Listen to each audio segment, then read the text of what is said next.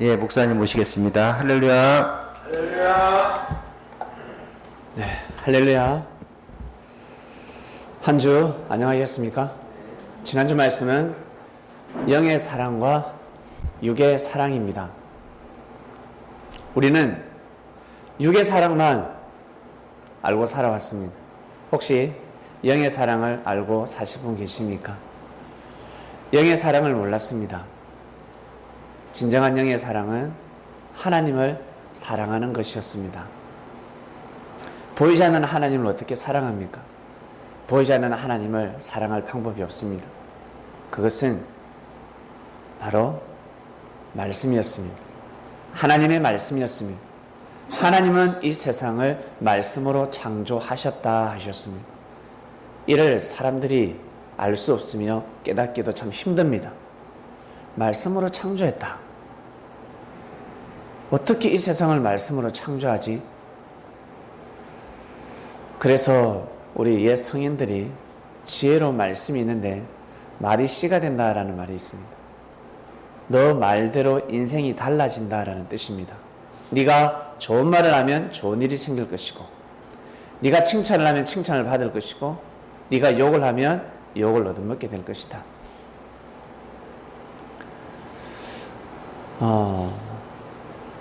그리고 이 말씀이라는 것은 바로 하나님의 사랑이었습니다.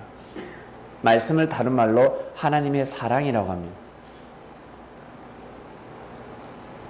사랑 없이는 이 세상이 창조될 수 없었습니다. 그래서 만물부터 시작해서 우리 사람에게 이르기까지 하나님이 말씀으로 창조하셨는데 그 말씀이 바로 사랑입니다. 그래서 동물도 사랑을 좋아하고 식물도 사랑을 좋아하고 우리도 사람도 사랑을 좋아합니다. 사랑 없이는 못 살아갑니다. 왜? 하나님께서 말씀으로 사랑으로 창조하셨기 때문에 우리는 사랑 없이는 못 살아갑니다. 이 근본을 알아라 라고 가르쳐 주셨습니다. 여러분 믿습니까?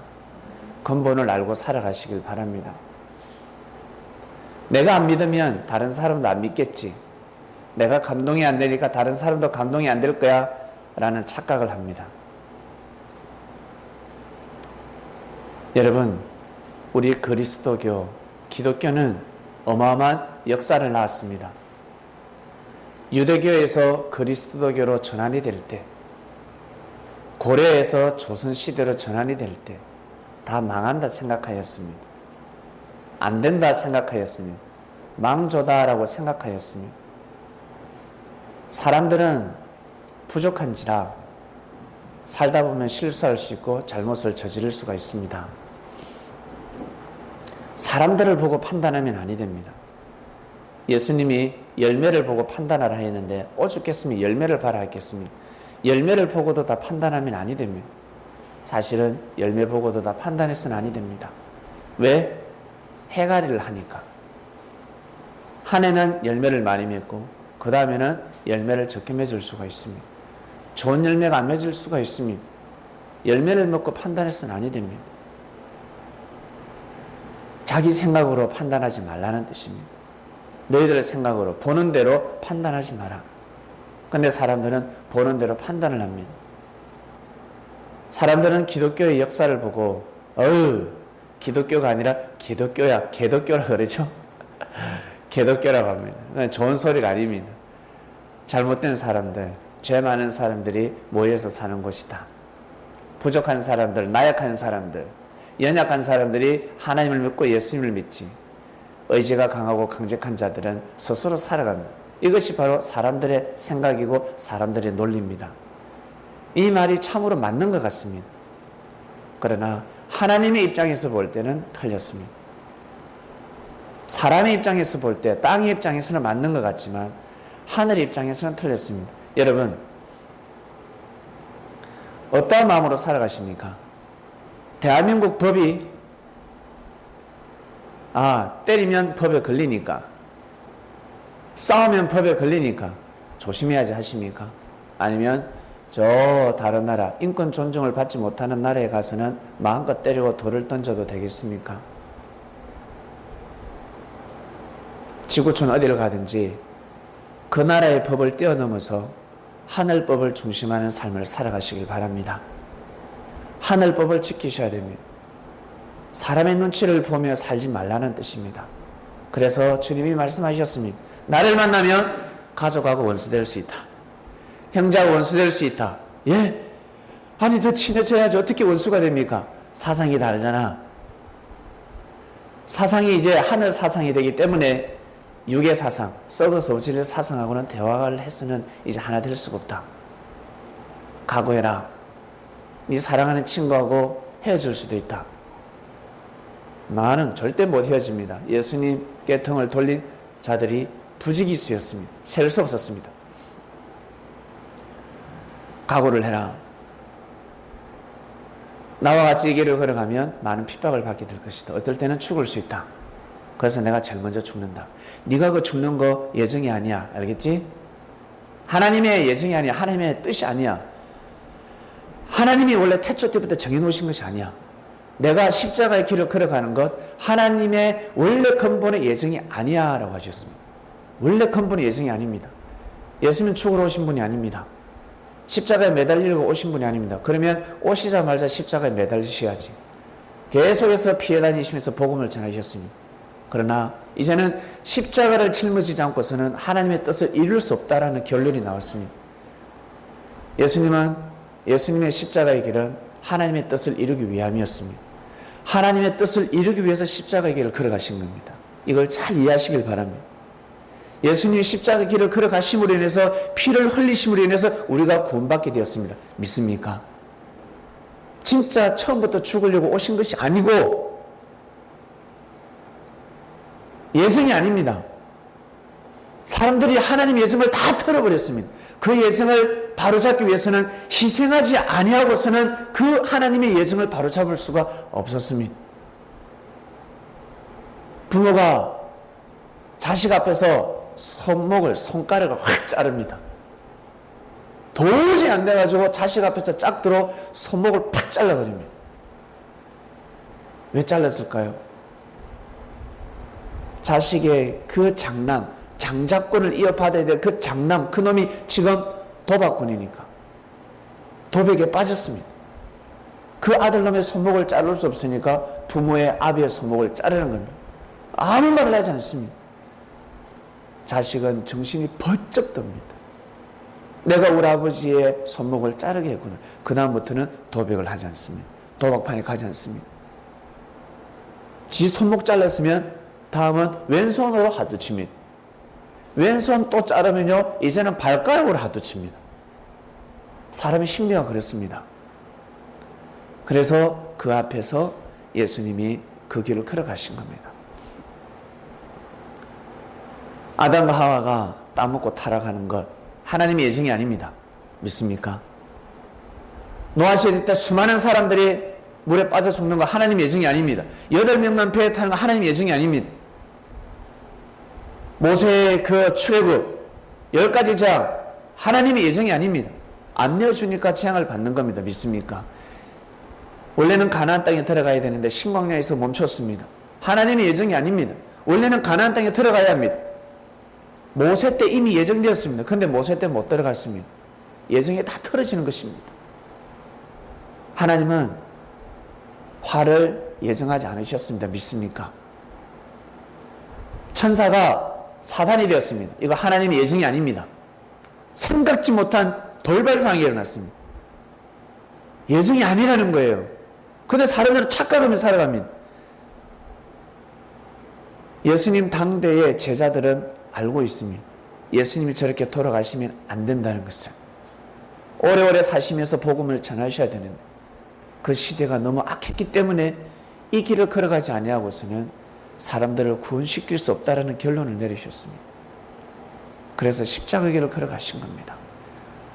결국 자신의 몸을 내어주고 하면서까지 하나님의 뜻을 세우고 생명을 사랑하는 모습을 보여주셨습니다. 여기에 사단은 무릎을 꿇는 겁니다. 예수님이 계속 도망다니셨더라면 사단이 이기는 겁니다. 믿습니까? 사단이 조롱하는 겁니다. 사단은 예수님이 자신의 몸을 내어줄 줄 몰랐거든요. 왜? 지 생각대로 생각하는 겁니다. 사단은 지 생각대로 생각합니다. 지가 아는 임마누엘은 왜 지 생각으로 생각하고, 지도 하나님을 대적했듯이 예수님도 이렇게 몰아붙이면 반드시 하나님을 대적할 거다라고 생각했습니다. 지가 하나님을 대적했으니까. 아시겠습니까?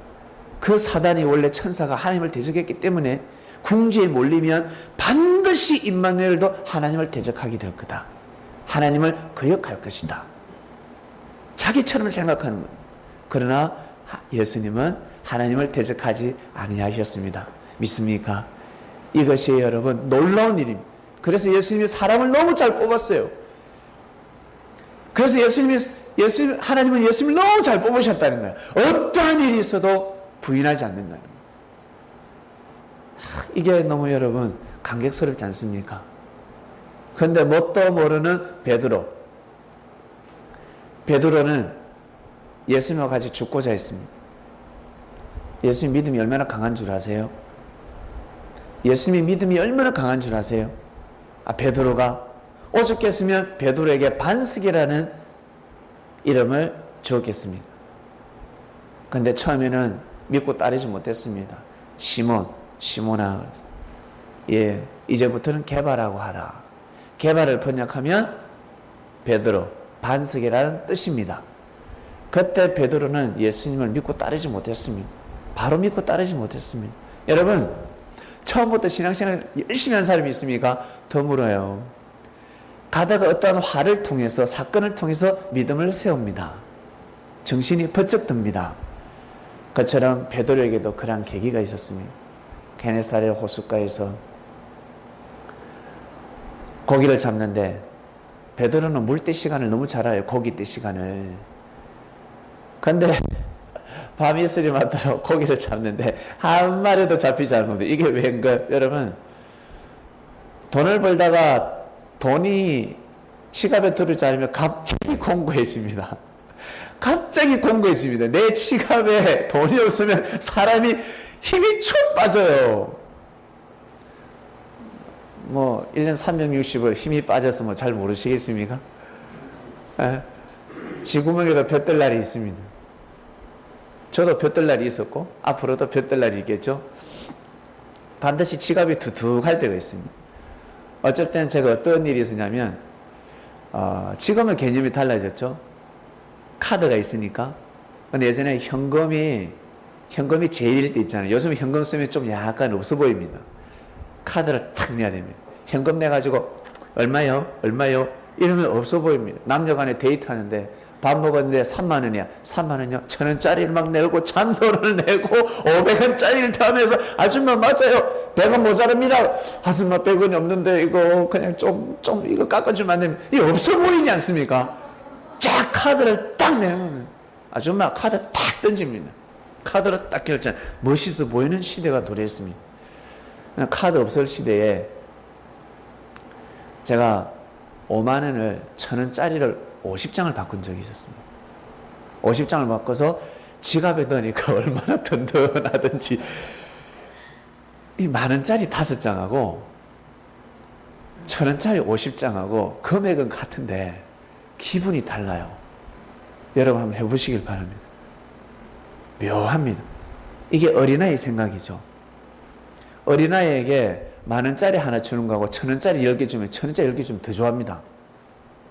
만원짜리 가치를 모르거든.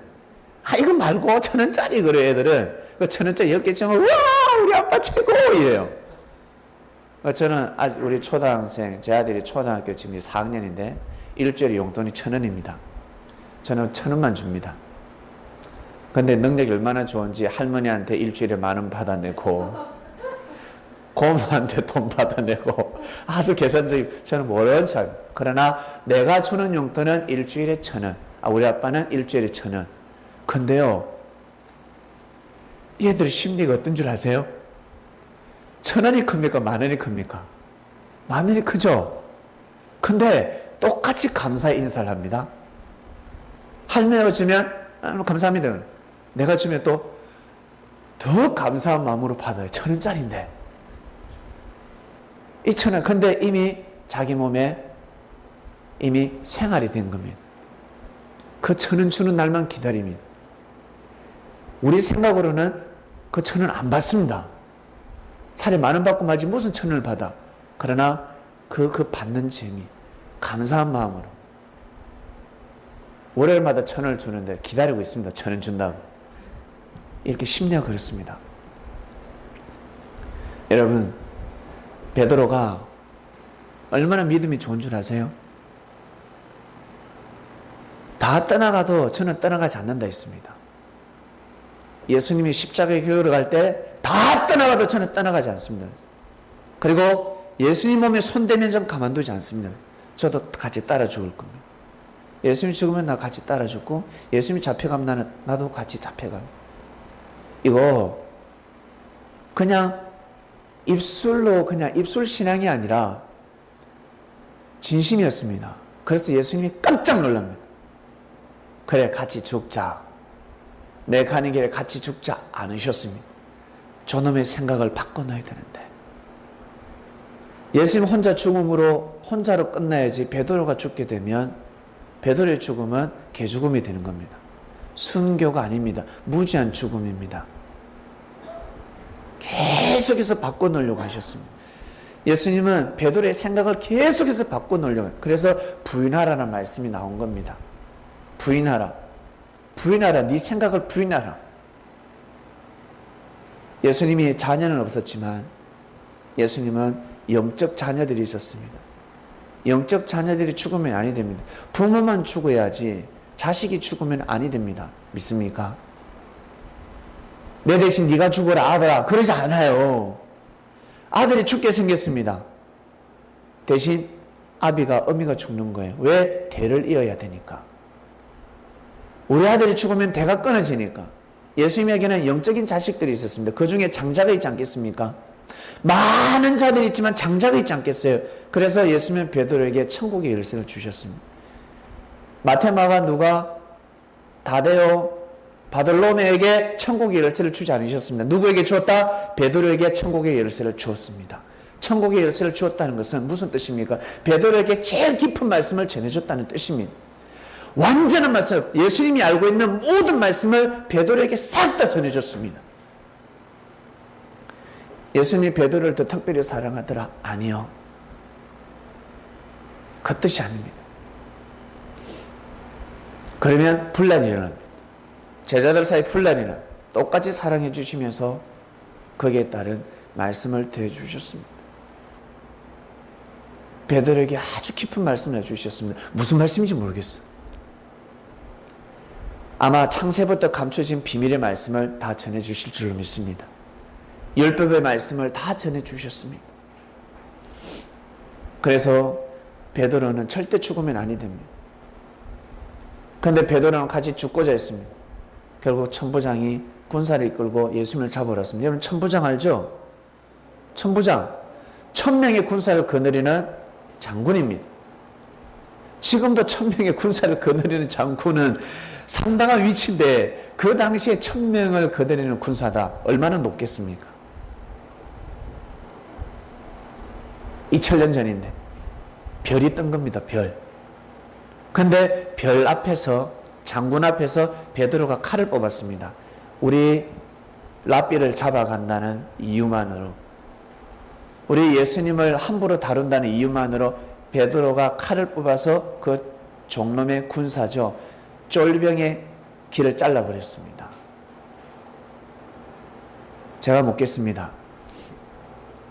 수지야, 베드로가 베드로를 예수님을 잡으러 온 한마디로 경찰이야. 경찰의 길을 잘랐다. 베드로가 살 수 있을까? 살 수 없을까? 살 수 없겠죠. 네, 살 수 없습니다. 절대 살 수 없습니다. 그런데 베드로가 살았습니다. 베드로가 살았습니다. 누가 살려줬겠습니까? 예수님이 살려준 겁니다. 예수님이 그 자리에서 베드로를 엄청 질책합니다. 야! 예수님이 소리를 꽥 지릅니다. 베드로야! 내가 칼을 들면 칼로 망한다 하지 않느냐 이놈아. 어디에서 네가 칼을 드냐고 엄청나게 나무라졌습니다. 이건 그냥 일반 나무랄 정도가 아닙니다. 엄청나게 나무라졌습니다. 누가 놀랄 정도로? 천부장이 놀랄 정도로. 천부장이 눈짓을 한번 주면 베드로는 죽는 거예요. 죽여. 그러면 그 자리에서 능지처참 그 자리에서 죽습니다. 병사들에게 칼 한 번씩만 베어도 그 자리에서 죽습니다. 그 어떤 누구도 천부장도 지시를 내리지 못하고 그 누구도 움직이지 못하고 동작 그만 할 정도로 예수님이 베드로를 질타합니다. 깜짝 놀래버립니다. 그래서 베드로가 예수님이 하시는 말씀, 나 잡으러 오지 않았냐. 나 잡으러 왔으니까 나만 잡으러 가면 되지 않냐 그랬습니다. 내가 순순히 내 몸을 내어줄 테니까 나의 제자들은 살려달라 했습니다. 다 도망갔는데 베드로만 도망가지 않았거든요. 베드로가 평소에 한 말들을 지금 자기도 모르게 지키고 있는 겁니다. 왜? 자기 그 사성과 정신이 피와 살이 되어 있기 때문에 절대 도망가지 않았습니다. 그 예수님은 잡혀가면서 베드로 보고 빨리 도망가라 했습니다. 따라오지 마. 예수님이 베드로를 보면서 나 따라와, 나 구해줘 하셨겠습니까? 예수님이 이미 죽는데 따라오지 마. 베드로야 오지 마. 가. 내가 부인하라 했지. 가. 따라오지 마. 오면 안 돼.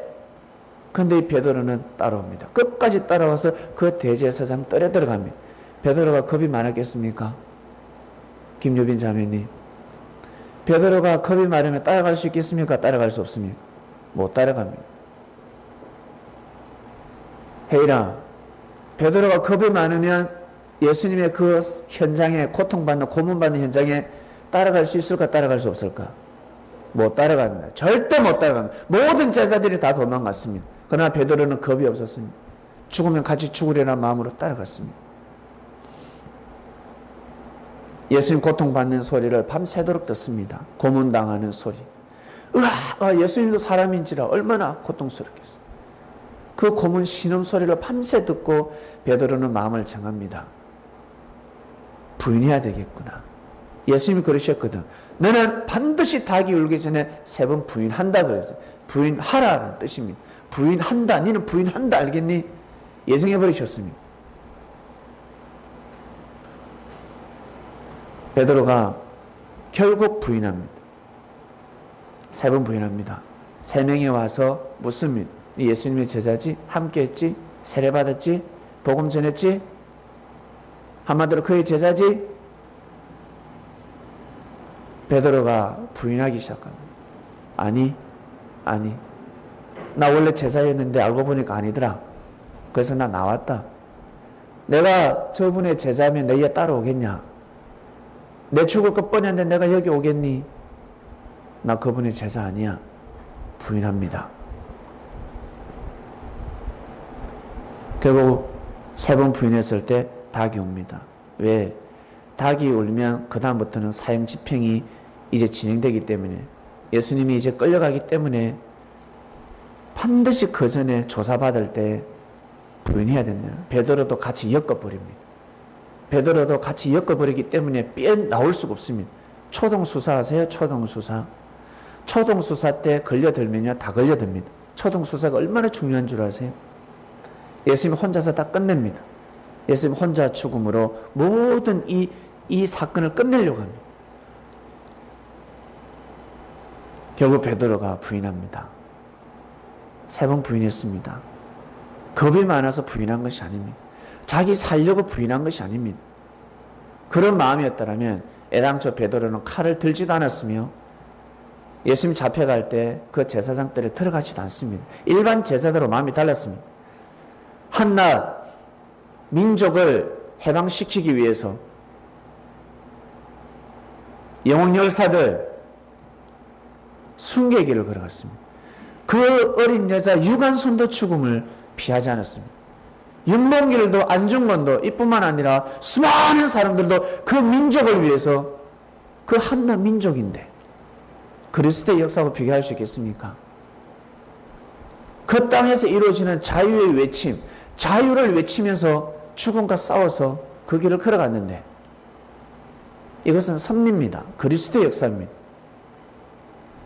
하나님이 아무나 수제자를 뽑으시겠습니까? 겁 많은 제자, 부인하는 제자를 뽑겠습니까? 아니요. 여러분 생각을 달리 하시길 바랍니다. 베드로는 겁이 많아서 부인한 것이 아닙니다. 마음을 정했습니다. 정신이 부쩍 든 겁니다. 그토록 말씀을 하셨지 부인하라. 네 십자가를 짊어지라 하셨습니다. 내가 짊어져야 될 십자가가 이것이 아니구나. 내가 주님의 몸이 되어서 주님의 육신이 되어서 내가 이 복음을 전해야 되겠다. 예수가 그리스도라는 것을 내가 꼭 전하고 말이라. 많은 사람들에게 전하고 내가 죽으리라. 그것이 바로 베드로가 짊어져야 될 십자가였습니다. 그것을 깨닫게 된 겁니다. 그것을 깨닫게 된 겁니다. 나 살리려고 주님이 지금 십자가의 길을 걸어가는구나. 제자들이 다 가면서 깨닫기 시작합니다. 우리를 살리려고 예수님이 십자가의 길을 걸어가셨구나. 이걸 전하자. 이렇게 시작된 것이 바로 그리스도의 역사였습니다. 이것이 바로 영의 사랑입니다. 예수님이 하나님을 사랑하지 않았더라면 이 길을 걸어갈 수가 없었습니다. 여러분은 어떠한 뜻을 이루고자 이 땅에서 삶을 살아가고 있습니까? 어떠한 개념으로 믿음 생활을 하고 있습니까? 어떠한 신앙관을 가지고 있습니까? 이 말씀을 듣는 사람들은 다시 한 번 더 자신의 믿음을 한번 생각해 보시길 바랍니다. 내 뜻도 중요하지만 하나님의 뜻이 더 중요하지 않겠습니까? 네. 하늘의 뜻이 중요합니다. 하나님이 여러분을 향한 뜻, 형제를 향한 뜻이 무엇인지 아시고 마음을 정하시며 삶을 살아가시길 바랍니다. 그러면 형제를 사랑하고 형제를 위하고 섬기는 것 같지만 그 형제를 향한 하나님의 뜻을 믿어주고 그 뜻을 이룰 수 있도록 도와주는 것은 바로 영의 사랑이 되는 겁니다. 믿습니까? 하나님의 뜻을 이루는 일들은 영의 사랑이요. 형제의 뜻을 이루는 것은 바로 형제 사랑입니다. 도와줘야 합니다. 믿어주시길 바랍니다. 함께 하시길 바랍니다. 여러분 잘 지내시길 바랍니다. 자, 오늘 말씀으로 넘어갑니다. 회개하거든 용서하라 있습니다. 예, 여러분이 다 아시죠? 이미 다 알고 있습니다. 본문 볼게요. 예수께서 제자들에게 이르시되 실족해야 하는 것이 없을 수는 없으나 있다는 거죠. 실족 알죠? 가다가 다리를 적질러지어서 넘어지는 겁니다. 이것을 실족이라고 합니다. 그러니까 형제의 마음을 탁 꼬부러뜨리는 일. 없을 수는 없다. 그러나 이렇게 하면 화가 있다 했습니다. 이 말씀을 누구한테 지금 하실까? 이 말씀이 선포가 되면 모든 인류에게 다 해당이 되지만 항상 예수님은 이 오병이의 역사를 일으키셨습니다. 어린아이가 보리떡 5개 물고기 2마리를 가져온 걸 가지고 5,000명을 먹였습니다. 한 사건을 통해서 그 어린아이가 가져왔지만 어린아이한테만 해당되는 음식이 아니라 그 음식을 가지고 수많은 5,000명, 수많은 사람들을 먹이는 역사를 일으키셨습니다. 이게 근본은 누구한테 지금 하시는 말씀입니까? 여러분 아시는데 지금 답을 못하고 있습니다. 누구냐면 바로 세례요한입니다. 세례요한. 실족이라는 말이 누구에서 비롯됐다면 세례요한한테서 비롯됐습니다. 세례요한한테 선포되는 말씀입니다. 실족할 수는 없을 수는 없으나 실족에는 화가 있다 했습니다. 세례요한한테는 엄청난 화가 돌아버렸습니다. 제가 이 작은 자 중에 하나를 실족해 할진대 차라리 연자맷돌을 그 목에 메우고 바다에 던지우는 것이 나으리라 하였습니다. 연자맷돌 아십니까? 맷돌 목에 걸고 바다에 뛰어내리면 살 수가 없습니다. 살 수가 없어요. 아무리 이 수영을 잘해도 주어가 구조 정 가지고 있죠. 물에 빠지면 그죠? 우리 물놀이 갔을 때 지호가 있을 때는 마음껏 수영하시길 바랍니다. 구해줄 수가 있습니다. 저도 구해줄 수가 있습니다. 저는 대신 물을 많이 먹고 기절해야 구해줄 수 있습니다. 물을 다 먹고 기절했을 때 저는 구해 나와서 살려줄 수 있습니다. 그런데 지호 형제는 정이 있기 때문에 물 먹기 전에 구해줄 수 있는 능력을 가지고 있습니다. 연자맷돌을 목에 걸고 바다에 던지는 것이 낫다 그랬습니다. 아주 무서운 말씀입니다. 그래서 실족시키면 아니 된다 했습니다. 무엇으로 인해? 예수님으로 인해서. 나를 함부로 말하지 마라. 함부로 판단하지 마라. 거짓 증거하지 마라. 만약에 실족을 시키게 되면 차라리 자살하는 게 더 낫다라는 말씀, 아주 무서운 말씀입니다. 3절 보겠습니다. 너희는 스스로 조심하라. 만일 네 형제가 죄를 범하거든 경계하고 회개하거든 용서하라. 회개가 무엇입니까? 뉘우치는 것입니다. 하던 일을 멈추고, 몸이 하던 일을 멈추고 다시 돌이키는 겁니다. 마음이 반성하는 겁니다. 그리고 회개하거든 용서하라 했습니다. 회개하거든 용서하라. 만일 하루에 7번이라도 네게 죄를 얻고 7번 네게 돌아와 내가 회개하노라 하거든 너는 용서하라. 우리 부모님들 어린아이를 키울 때 물을 엎질러도 똥을 싸도 밥상을 엎어도 용서해 주죠? 용서해 줍니다. 그게 바로 부모의 마음입니다. 용서하라 그랬습니다. 무조건 용서하라. 근데 베드로에게는 다른 말씀을 하셨습니다. 이 말씀을 하지 않으셨습니다. 주여, 형제가 내인데 잘못을 저지르면 7번만 용서하면 되죠. 그래, 7번만 용서해라 라고 하지 않으셨습니다. 뭐라고 하신 줄 아세요? 70번씩 7번 용서하라고 했어요. 니는 490번 용서해. 말씀이 달라졌어. 베드로에게는. 여러분 묘합니다. 왜 베드로에게 그 말씀을 하셨을까? 반석이니까. 네가 하늘 마음을 가지지 않고서는 아니 되니까. 여러분, 구약에는 기름을 붓는다라는 말씀이 있습니다. 다른 말로 선지자, 사명자라고 합니다. 기름을 붓는다. 예수님이 제자들 중에 장자가 있지 않겠습니까? 누군가 기름 부음을 받아야 되지 않겠습니까? 예수님 말씀하지 않습니다. 하면 분쟁이 일어납니다. 분란이 일어납니다. 말씀을 던지고 누가 말씀을 지키는지, 누가 말씀을 귀하게 여기는지, 그리고 나를 얼마나 귀하게 여기고 자기 목숨을 버려가면서까지 나를 보호하고자 하는지 그 제자를 찾는 거예요. 예수님은 찾습니다. 그래야 다른 사람을 그렇게 보호할 수 있으니까. 찾는 거예요. 나를 보호해야 다른 사람도 보호할 수 있는 겁니다. 근데 그 중에 베드로가 눈에 띈 겁니다. 베드로가 눈에 띄었습니다.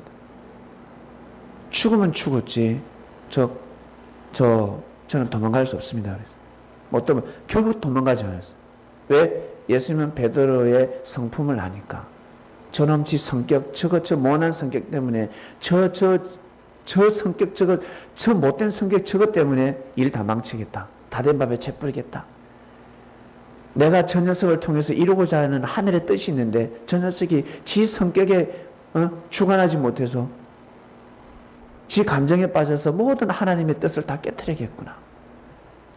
계속해서 교육시키신 겁니다. 베드로에게는 7번이 아니라 490번 용서하라 했습니다.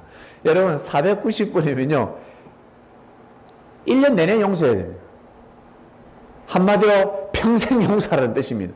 만약에 베드로가 예수님, 형제가 저에게 잘못을 했을 때 490번만 용서하면 되지요?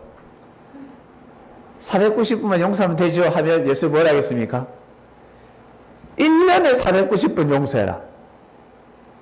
한마디로 평생 하라는 뜻입니다. 말씀이 바뀌어지는 겁니다. 한마디로 평생 하라 뜻입니다. 평생 하라.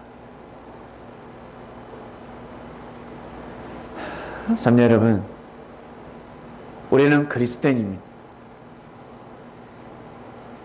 예수님을 믿고 사는 사람들입니다. 우리는 예수님의 제자들입니다. 믿습니까? 우리 예수님의 말씀을 보다 더 가치 있게 경청해야 되지 않겠습니까? 어떻게 예를 들어 주시냐면, 주인이 있는데 빚진 자를 불렀습니다. 주인이 볼 때는 죄인이죠. 1만 달란트 내놔라 그랬습니다. 빚진 게 1만 달란트입니다. 1만 달란트는요, 평생 동안 갚을 수 없는 금액입니다. 평생 동안. 그 당시에 하루 일당이 1데나리온이었습니다. 365일이면 365일 데나리온 되지 않겠습니까? 365데나리온. 1달란트도 되지 않습니다. 1만이면 1만 년입니다. 1만 년. 1만 년 동안 살면서 갚아도 갚을 수 없는 금액이에요. 근데 1만 달란트 빚진 자가 주인한테 와서 살려달라고 합니다. 네가 돈을 못 갚으니까 내가 너를 종으로 삼고 너의 가족, 네 부인, 네 자녀, 자식, 네 혈족들을 다 종으로 삼겠다. 그들을 내가 돈으로 사겠다 하였습니다.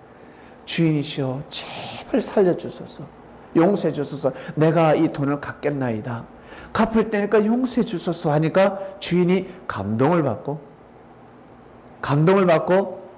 그래, 그 빚을 탕감해 줬습니다. 1만 달란트의 빚을 탕감해 줬습니다. 있을 수 없는 일이 벌어졌습니다. 평생도록 영원토록 이 자손 대대로. 요즘 대리꾼 나온다면서요. 대리꾼 알죠? 대신해서 군대 가야 합니다. 근데 그 군대 가서 전쟁하다가 죽으면 병력 의무를 다하지 못했기 때문에 또 다른 가족 혈족이 와서 또 대립을 채워야 합니다. 골치 아픈 제도죠. 그러니까 1만 달란트 빚지면 자손 대대로 영원토록 수천 년 동안 아마 돈을 갚아야 됩니다. 그래도 갚을 수 없는 금액입니다. 근데 그 빚을 탕감해 줬습니다.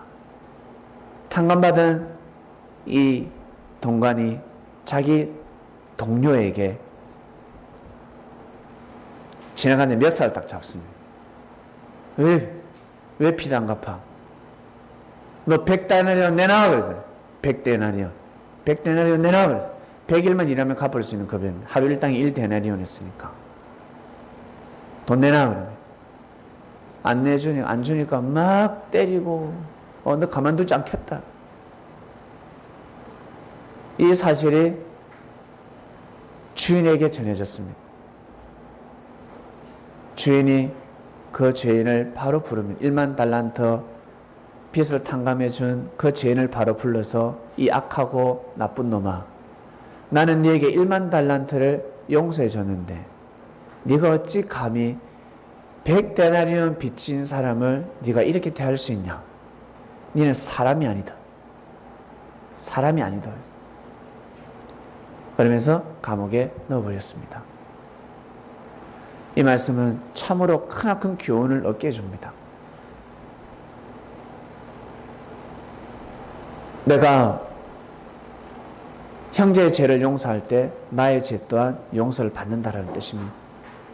그리고 예수님 시대 때 예수님을 만난 것은 바로 1만 달란트를 비유하신 겁니다. 예수님을 만날 수 없습니다. 당대 그리스도 메시아를 만나기가 얼마나 어려운 줄 아세요? 그때에 태어났습니다. 예수님 오셨을 때 태어나서 예수님을 맞이했습니다. 그의 말씀을 듣고 하나님을 섬겼습니다. 영적 부활이 되었고 영적 휴거가 되었으며 모든 놀라운 역사가 다 일어났습니다. 참으로 엄청난 축복을 받았습니다.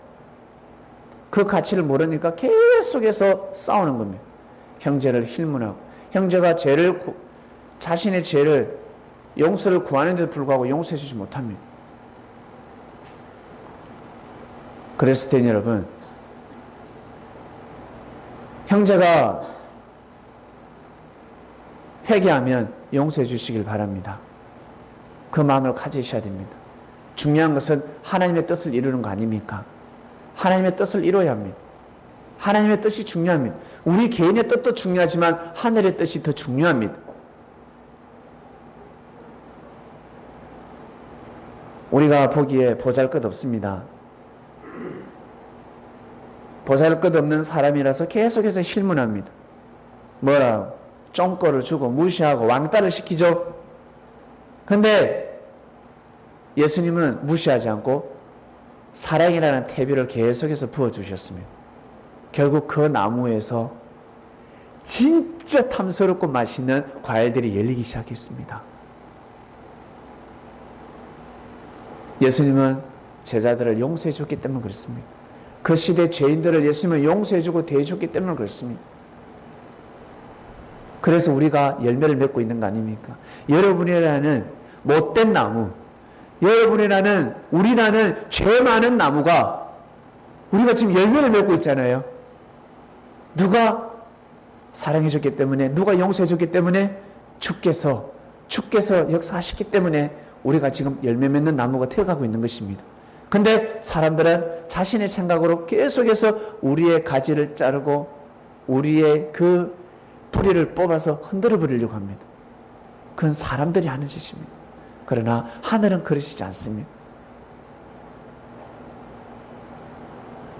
우리 창명교회 성도들 안에서 우리 멀리 보지 맙시다. 뭘 세계를 품는다 그래요. 세계를. 지구본이나 품으라 하세요. 지구본 품고 그냥 자기를 바랍니다. 세계를 품는 것이 아니라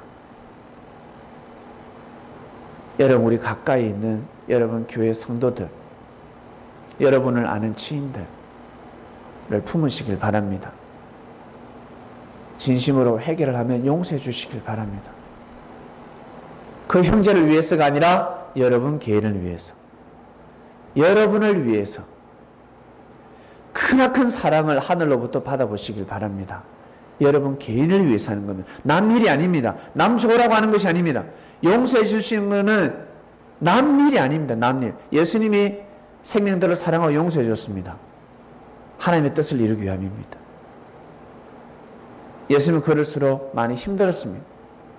그러나 그것은 다 하늘의 뜻을 이루기 위함이었고 결국 하나님은 예수님을 더욱더 사랑하셨습니다. 믿습니까? 예수님이 사랑함으로 인해서 사람들에게 사랑받는 것이 아니라 하나님한테 너무너무 큰 사랑을 받으셨어요. 사람의 사랑은 변한다 안 변한다? 변한다. 반드시 변할 수 있다. 거기에 실족하지 마시고 하늘로부터 여러분 큰 사랑을 생각하시며 반드시 여러분 회개하면 용서해 줘야 합니다. 가식적으로 외식적으로 회개가 아니라 진심으로 회개할 때는 반드시 용서해 주는 삶을 살아가시기를 주님의 이름으로 축원드립니다. 기도하고 마치겠습니다. 하나님 아버지 감사합니다. 이번 주 말씀은 회개하거든 용서하라 했습니다. 네, 그래야겠습니다. 삶의 주인은 하나님이요. 하나님이 그 말씀을 하시니 말씀을 받아들입니다. 회개하면 용서해 주어라. 우리가 항상 회개하는 삶을 살길 원합니다. 잘못을 깨우쳐 주시고 죄를 깨우쳐 주셔서 회개하는 삶을 살게 하소서. 그러면 하나님께서는 용서를 하시는데 우리 사람들도 우리 창명교회 성도들도 서로 형제들끼리 부딪히고 문제가 있을 때 뉘우치고 반성하고 회개하거들랑 용서해주는 삶을 살아가기를 원합니다. 주께서 말씀하셨으니 그러한 마음으로 삶을 살게 하소서. 이번 한 주간 더욱더 그러한 삶을 살길 원합니다. 감사를 드리며 사랑하는 예수님의 이름으로 기도드립니다. 아멘.